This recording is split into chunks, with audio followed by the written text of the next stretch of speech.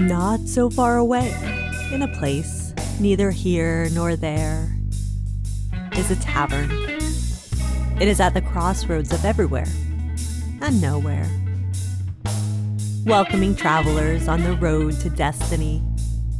Some are just beginning their journey, and some finally coming home. Pull up a chair. You're all welcome here.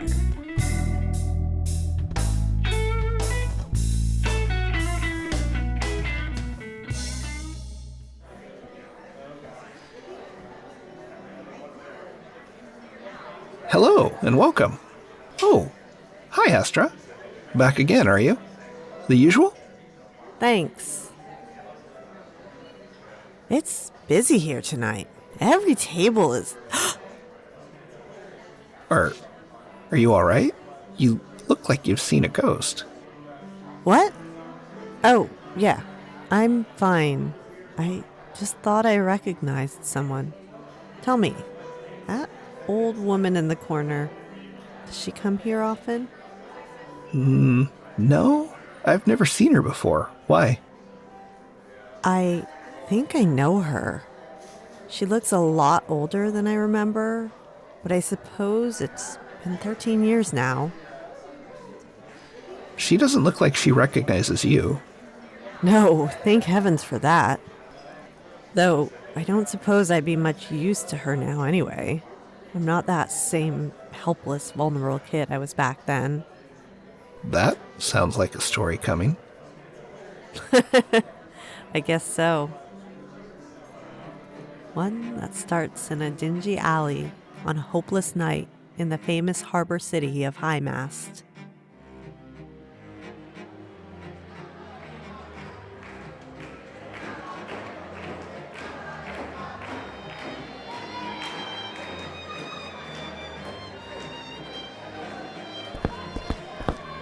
Please, no, don't go. You are the one they call Drivus, aren't you? I don't know what you're talking about. Please unhand me, girl. Please? I need your help. I have nowhere else to go. This way. We don't want to be overheard.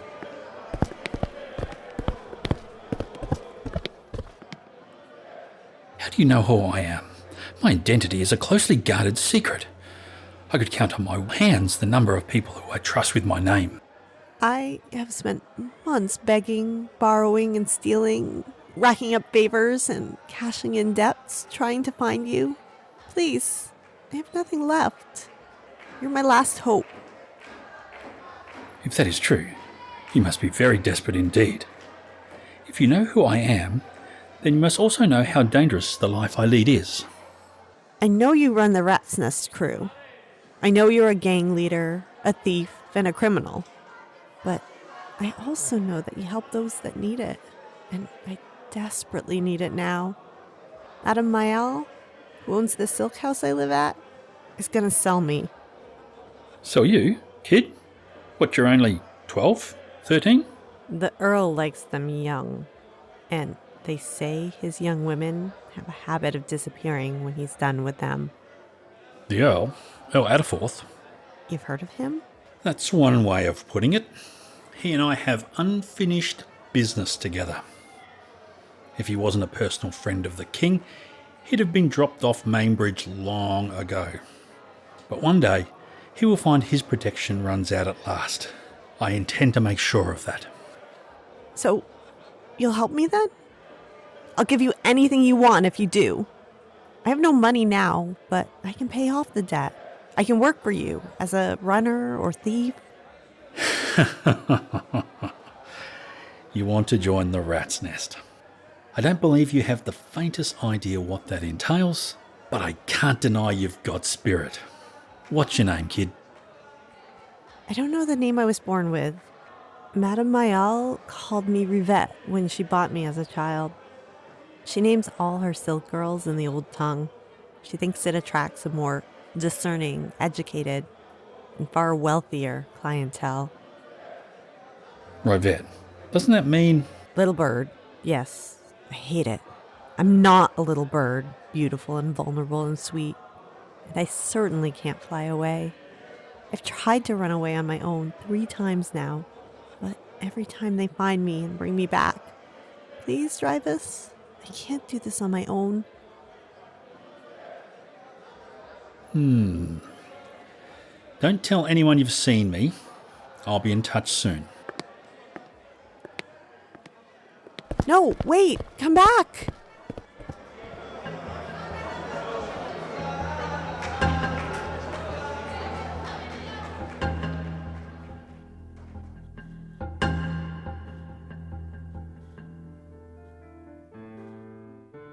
I went back to the Silk House that evening feeling very disheartened. I was lucky, I suppose, to have somewhere to go home to at all. Many of the street children of High Mass didn't have a roof over their heads and 3 square meals a day. Everyone always told me I was lucky.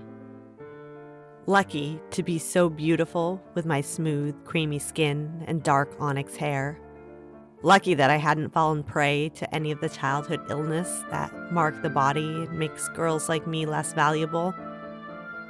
Madame Mayal had been saving me for a special occasion. Earl Adderforth liked his girls new, so she hadn't sold me to any of her other patrons yet, but she had me work around the Silk House, changing sheets and doing washing to earn my keep. That was what I was doing when Drivus sent his man to find me.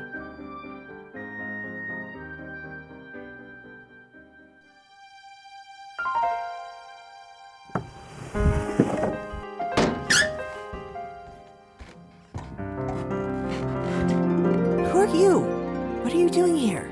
How did you get in? We don't have time for any of those questions, Rivette. You know who I am? By reputation, at least. Drivus sent you. Hush, you mustn't say his name here. No one can know he's involved in this, Rivette. Here, he sent me to give you this. Ugh, what is this stuff? It stinks. Hey, careful now. Don't spill any of it on the floor. Highhorn powder is expensive and rare. Highhorn? Isn't that a poison? Yeah, but taken in small enough doses, it only simulates death, not creates it. And this is a small enough dose, is it? You're quite sure? I'm not the one taking it, Rivette. I don't need to be sure. Hurry, someone's coming. You can't be found here. Back, out the window you came in through. Don't let anyone find that powder on you. Taken an hour before you want your body to be discovered. We haven't given you that much, so the effects won't last too long. You must make sure your body is seen by Adderforth. He will never believe you are dead if he doesn't see the body. And if he believes you've escaped, he will hunt you to the ends of the earth and kill you just for spiting him. Drivus has arranged for some of his men to pass by this way as charnel collectors. They'll collect your body and we'll take you back to the rat's nest from there. Remember what I said, Rivette. And good luck.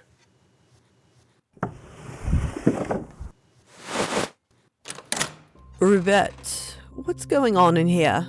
I heard voices. No voices, Madame Mayal, just my voice. I was talking to myself. That is a bad habit to fall into. No men want to buy a woman they think mad or one who talks too much. Make sure you don't let the Earl catch you at it when he comes to visit tomorrow. Tomorrow? So soon? Well, you're not getting any younger, Rivette. Please don't do this. You know what he is. You know what he does. Don't be ridiculous. Those are just rumors. Have you ever seen any of the girls he buys ever again? They probably just retire into the country with a horde of servants and expensive clothes with all the money he has lavished upon them for their services. Many girls would count themselves lucky to be in your position. Then send them instead. Please, Madame Mayal. You've known me since I was a child. I've worked hard for you in all the years I've been here. Please, I'm begging you. Please, I'll do anything. Just don't send me to that man. You're being ridiculous, Rivette. It's a good deal for everyone. I make enough money to pay back all the expenses you have cost me over the years of keeping you in charity. And you have the chance to become an Earl's favorite and have a standard of life most silk girls could only dream of. And the Earl has a pretty young bedwarmer to entertain him. I don't see how anybody loses out in this deal. But no, it's too late. Everything has already been decided upon. I'll not hear any more of your arguments about it. Just prepare yourself, Rivette, and make sure you are of your best behavior when Earl Adderforth arrives tomorrow evening. I want to see you presentable when he arrives. So, you just make sure you're ready. You hear? Oh, I'll be ready, all right.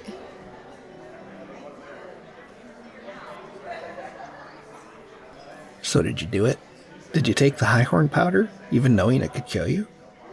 Of course I did. I didn't have another choice.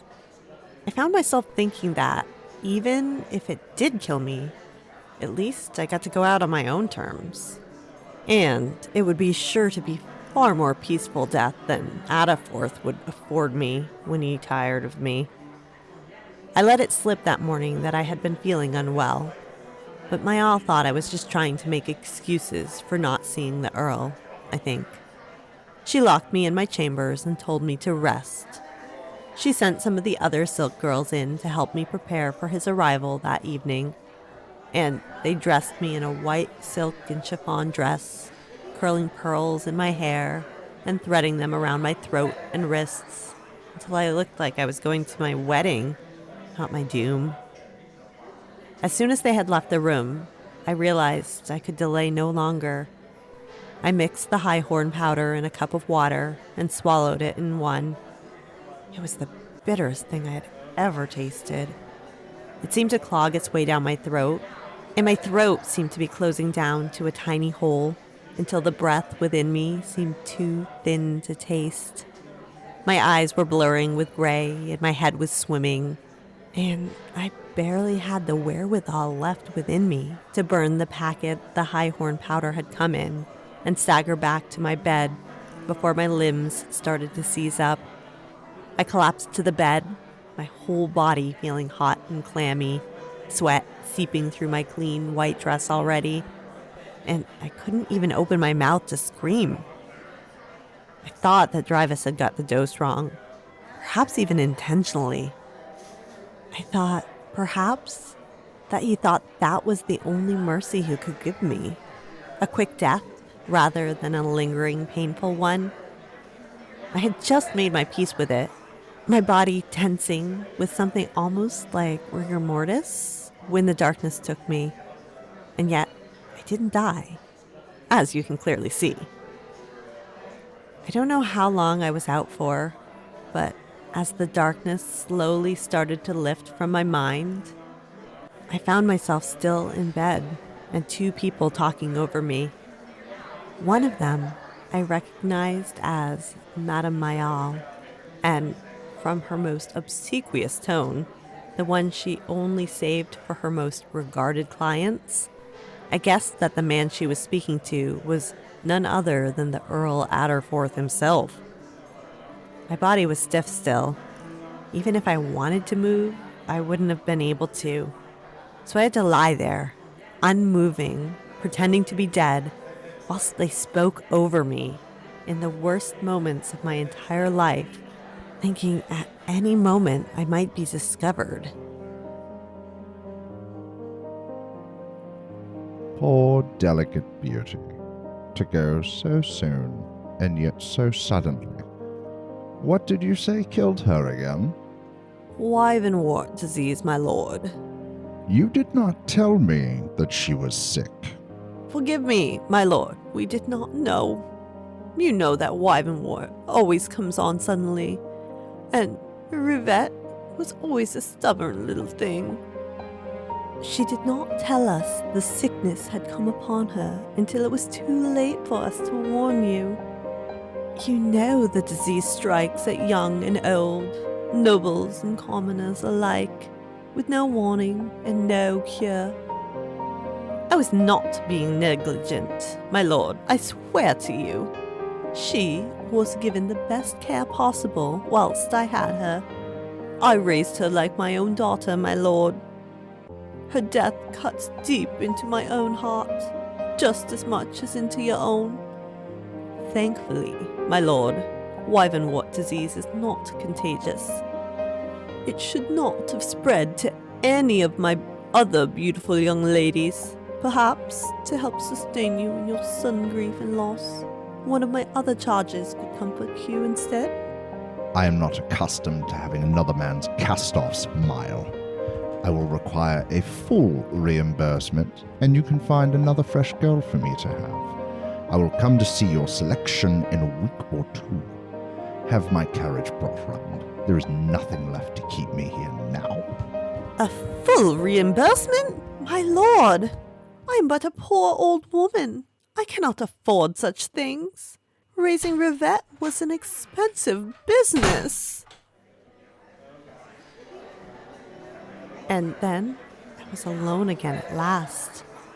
I couldn't believe that it had actually worked. Myal and Adderforth both believed me dead, and I was no longer chained to the services of man such as he. Of course, I currently couldn't move, which was a bit of a predicament. But the worst, I thought, was over. I only had to wait for Drivus's charnelmen to collect me, and I would be free at last. Free as I had never yet been in my entire life. Unfortunately, as ever, things were not that simple. Myal clearly thought she had spent enough money on me. She didn't even intend to spend even the few iron coins the passing charnelmen required. She ordered the Silk House bodyguard to gather my body and throw me out of the window to the corpse canal beneath. Remind me again, what's a corpse canal? Be grateful you've never needed to hear of one until now. The corpse canals run along the lower half of Harbor City, through the poor quarters. Some of the warehouses, alehouses, and silk houses back onto it. And all their refuse, rubbish, and bodies get chucked straight into the corpse canal and washed out to sea.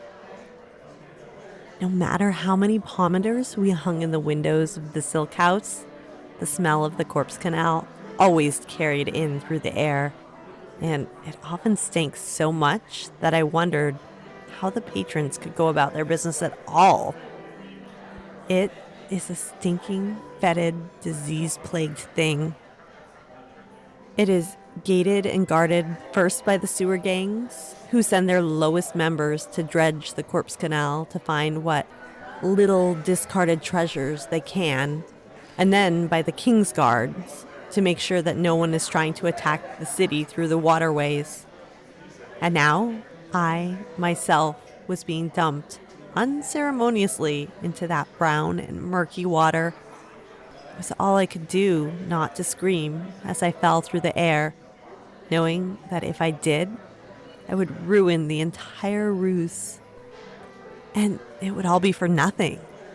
My limbs were still stiff, refusing to cooperate with me, and as I landed in the corpse canal with a splash, I could do no more than float, face up, staring towards the stars, and try not to panic.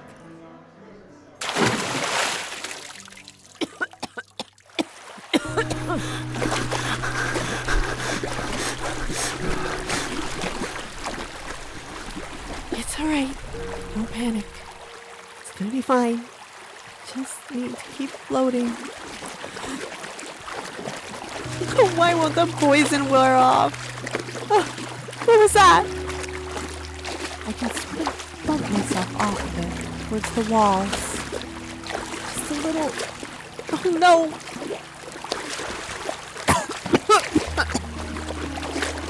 Just a little further. What am I gonna do? I can't just wait here. It'll never last until morning. Rivette, are you there? Can you hear me? Drivus, I'm down here. Rivette, thank goodness. I thought I was too late. How did you find me? I'm always on hand when the plan is in action. Something always goes wrong, so it's important for me to be on site to make changes at the time, but I never thought it would go this badly wrong. I'm sorry, I should have accounted for the corpse canal. I didn't figure that into my plans. You were very brave, Rivette. Hang on, let me unloop my belt. I can feed it down to you and haul you up if you can hold on tightly. Here.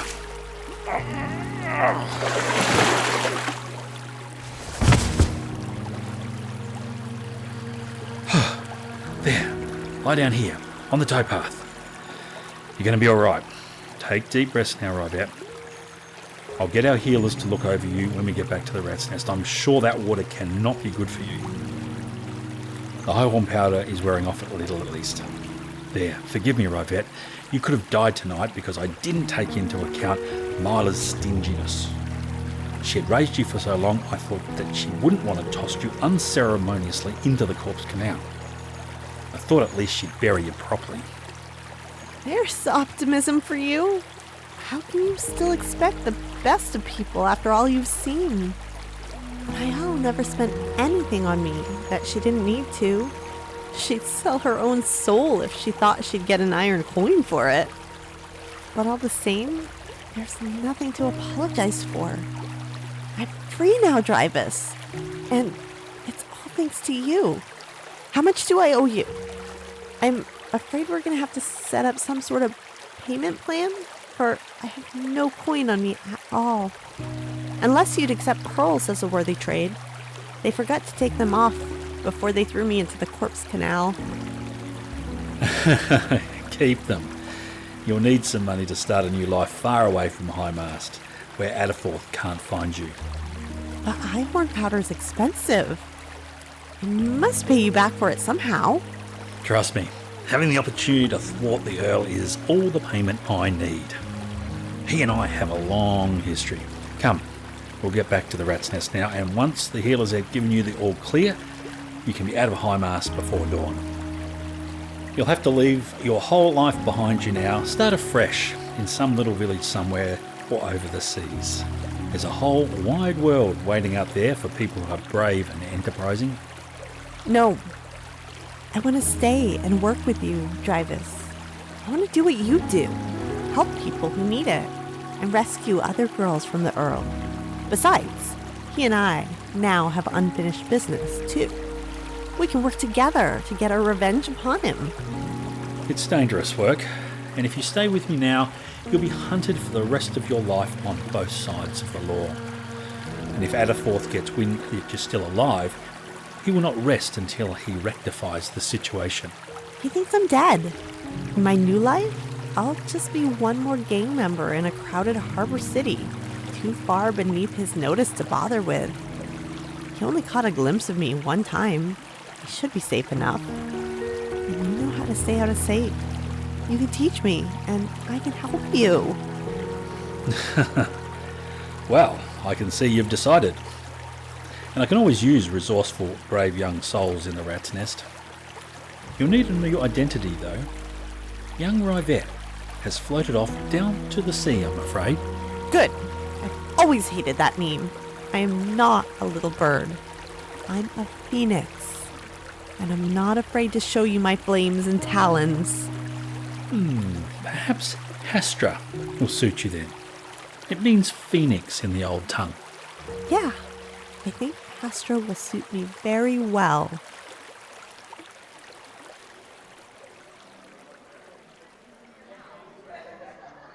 And that's the story of how I met Drivus, joined the rat's nest, and became known as Hastra the Phoenix. Of course, in many ways, that was just the start of the story. But I fear that's a tale for another time. What about Adderforth? Tell me he got what was coming to him in the end. Oh yes, he and Drivus had their reckoning come the end. But Myal? Well, she just dropped out of sight, and I never knew what happened to her. Until tonight, that is. Please, excuse me. I think I have some business to attend to here tonight.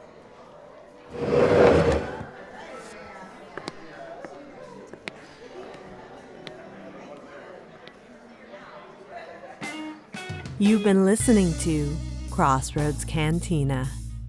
Today's story was written by Lizzie Duffield-Fuller and produced by Beth Connor. You can find more of Lizzie's stories at prompts.readsy.com or by following the links in the episode details. Featured in the cast, Michael Connor, Beth Connor, Russell Norman, and Joe Murdoch. Thanks for coming to Crossroads Cantina. Hope to see you again soon.